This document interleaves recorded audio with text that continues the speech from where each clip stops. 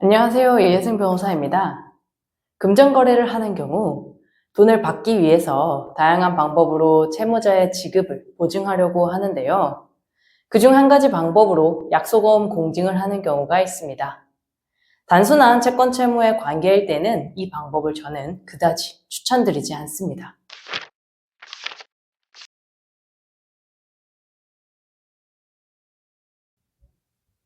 약속어음은 채무자가 일정한 금액을 지급할 것을 약속하는 내용의 유가 증권을 의미하고, 공정증서는 위와 같은 약속어음에 따른 약속을 채무자가 이행하지 않을 경우 채무자 재산에 대해 강제 집행을 하여도 된다는 취지를 기재한 증서를 의미합니다.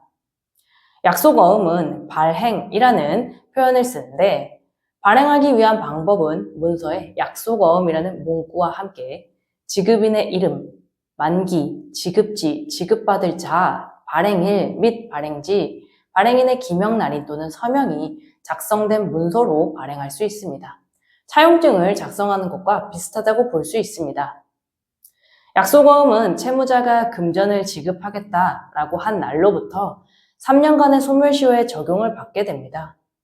즉, 상대방이 지급기일로부터 3년간 금전을 지급하지 않는다면 더 이상 약속어음을 가지고 채무자에게 금전을 지급하라고 요구할 수 없는 것입니다. 그러므로 상대방이 약속어음을 지급하지 않는다면 기관을 도과하지 않도록 주의하셔야 합니다. 바로 이 부분에서 약속어음 공증을 비추천하게 되는 것입니다.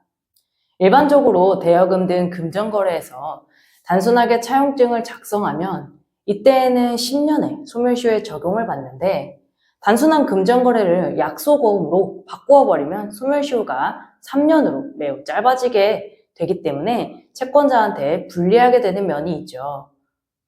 약속어음 공증이 그러면 무조건 채권자에게 불리하냐라고 하면 또 그건 아닙니다. 유리한 면도 분명히 존재합니다.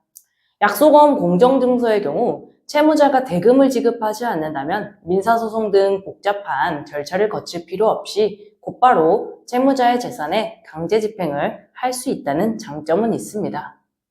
그런데 채무자가 돈을 지급하지 않는 경우라면 지금 당장 자금 사정이 좋지 않다라는 이유가 대부분일 텐데요.